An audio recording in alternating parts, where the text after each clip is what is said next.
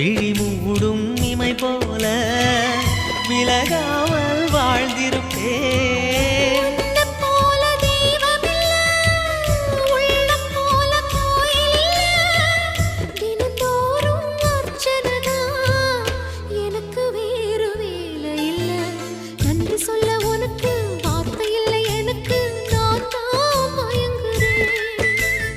என்னுடைய மனச தந்துவிட்ட பிறகும் ஏம்மா கலங்குற?